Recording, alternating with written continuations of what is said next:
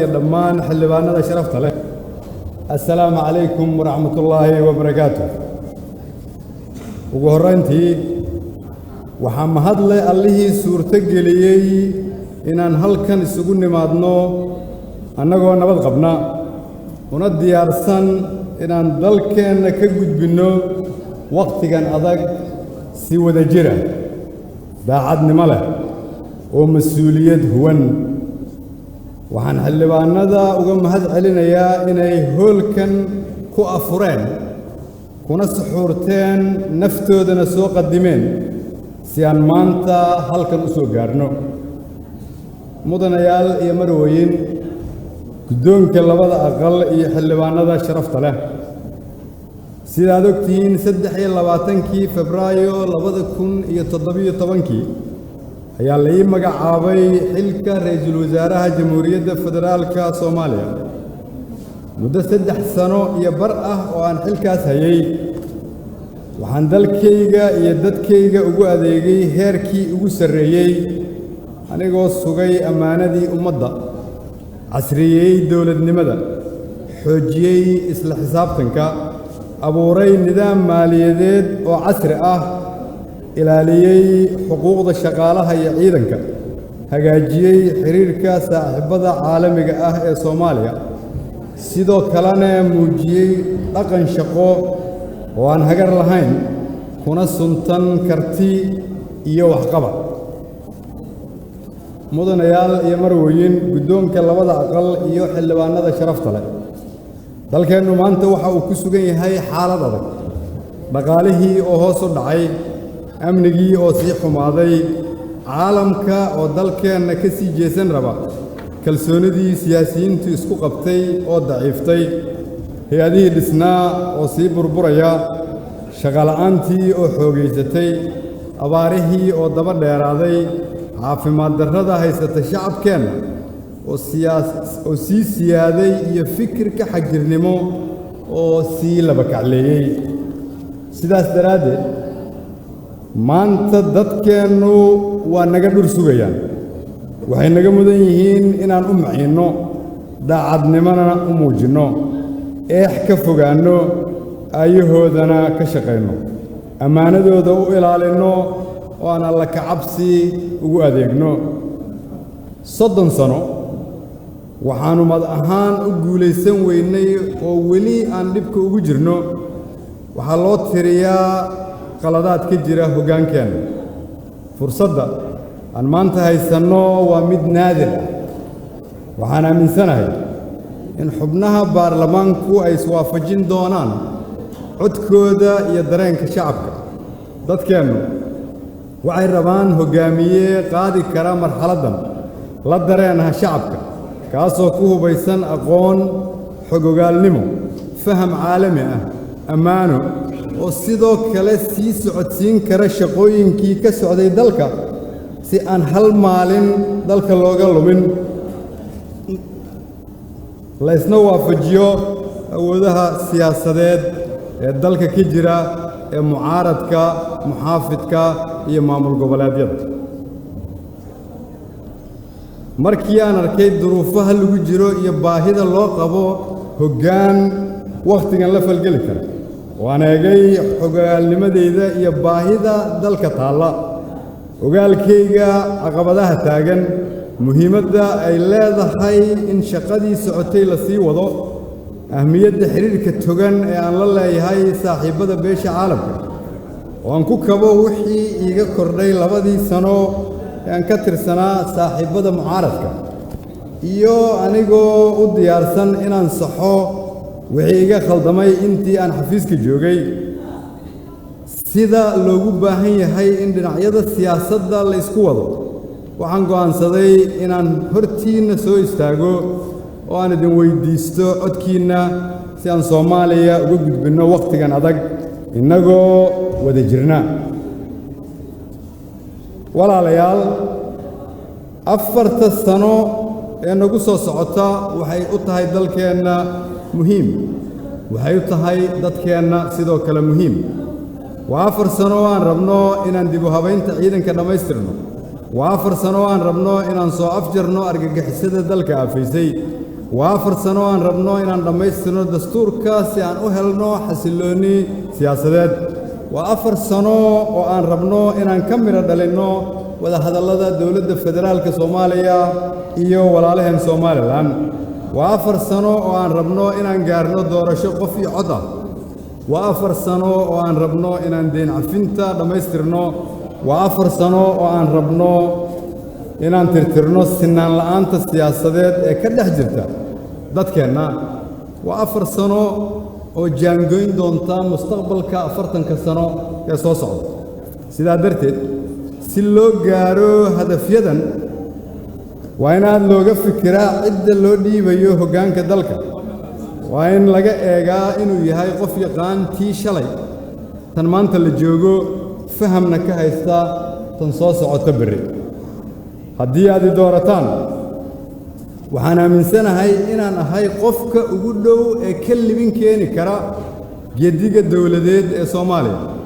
waxaan ahay qofka qura ee sharaxan ee 3 sano iyo bar hoggaanka dawladda ka tirsanaa muddo 2 sano ahna hoggaanka mucaaradka ka tirsanaa sidaa darteed khibradeydu waxay abuuri kartaa is-ogol siyaasadeed iyo dawladnimo loo dhan yahay waxaan ogahay shaqada dawladdu halka ay maanta taagan tahay waxaan darsay muddadii aan bannaanka joogay caqabadaha ina hor taagan iyo xalkii looga gudbi lahaa waxaan aqoon u leeyahay qaabka loola shaqeeyo iyo luqadda lagula hadlo saaxiibada caalamka ah ee kaalmeeya Soomaaliya dib u habeyntii ciidanka iyo dib u xoreyntii dalku meeshii aan uga soo tagay ayay dib uga dhacday dhaqaalihiina hoos ayuu uga dhacay halkii aan uga soo tagay dalkiina deyn cusub ayaa lagu yeeshay sidaa darteed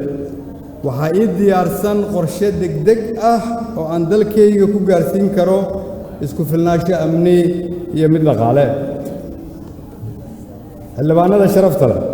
iyo guddoonka labada aqal haddii aad doorataan waxaan ballan qaadayaa inaan dhammaystiro dastuurka haddii aad doorataan waxaan ballan qaadayaa inaan dhammaystiro dib u habeynta ciidanka haddii aad doorataan waxaan dalka ka xoreyn doonaa al-shabaab inta aanay dhammaan muddo xuleedkaygu haddii aad doorataan waxaan 4 sano shaqo abuur kala duwan u samayn doonaa ugu yaraan 100,000 oo dhallinyaro Soomaaliyeed ah oo kala jooga guud ahaan gobollada dalka haddii aad doorataan maamul goboleed walba iyo gobolka Banaadir waxaan ka dhisi doonaa isbitaallo loogu adeego shacabka loogana maarmo in caafimaad dalka dibaddiisa laga raadsado haddii aad doorataan waxaan dhammaystiri doonaa deyn cafinta si dalku u helo maalgashi caalami haddii aad doorataan waxaan miisaaniyadda dalka muddo 4 sano ku gaarsiin doonaa ugu yaraan $2 bilyan haddii aad doorataan waxaan ilaalin doonaa xasaanadda xildhibaanada iyo kala madax bannaanida baarlamaanka iyo hay'adaha fulinta haddii aad doorataan waxaan ku kordhin doonaa gunnada xildhibaanada ugu yaraan 30% sidoo kale waxaan gunnada xildhibaanada ku kordhin doonaa gunno daboosha kirada guryaha xildhibaanada haddii aad doorataan xildhibaan walba iyo qoyskiisa waxay heli doonaan caymis caafimaad oo ah isbitaalada dalka gudihiisa iyo dalka dibaddiisa haddii aad doorataan waxaan tirtiri doonaa sinaan la'aanta dadka Soomaaliyeed ee ka dhex jirta siyaasadda haddii aad doorataan awoodda dawladdeeda 50% waxaan ku bixin doonaa horumarinta dawlad goboleedyada anigoo 50% fadhigaygu uu noqon doono dawlad goboleedyada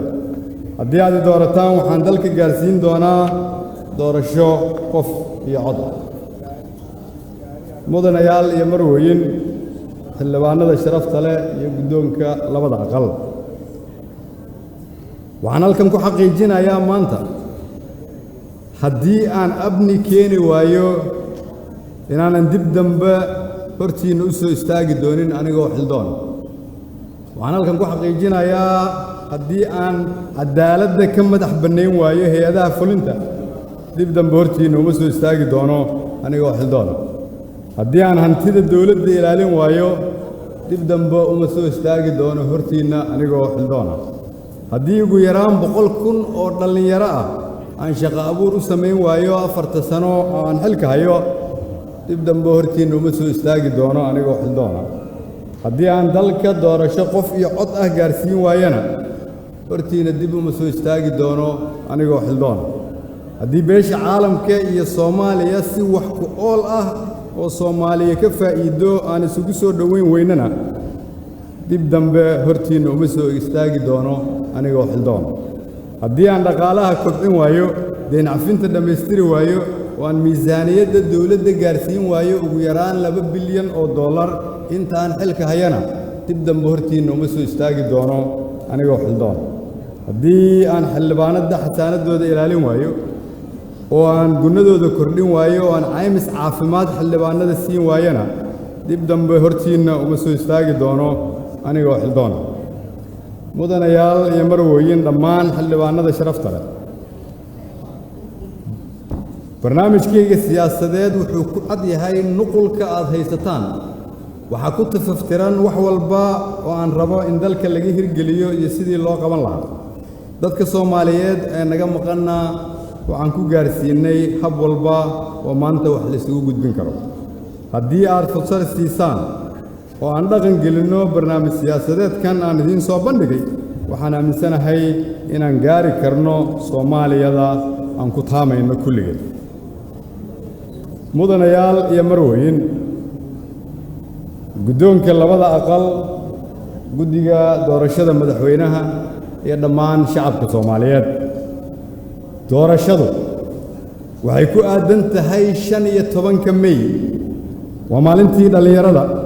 waa maalintii halgamayaasha SYL waa maalin ay Soomaalidu heshay hoggaan xoriyay xornimo sinaan bulsho iyo dawlad loo dhan yahay 79 sano kadib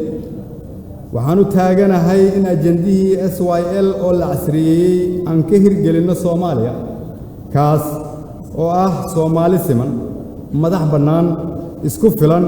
nabad ah adduunkana ula macaamili karta si qaangaarnimo leh sidaas daraaddeed waxaan si xushmad leh idin weydiisanayaa codkiina si aan u rumayno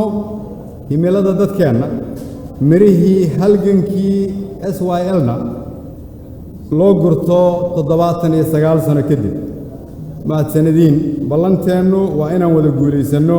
15 May Soomaaliya ha guulaysato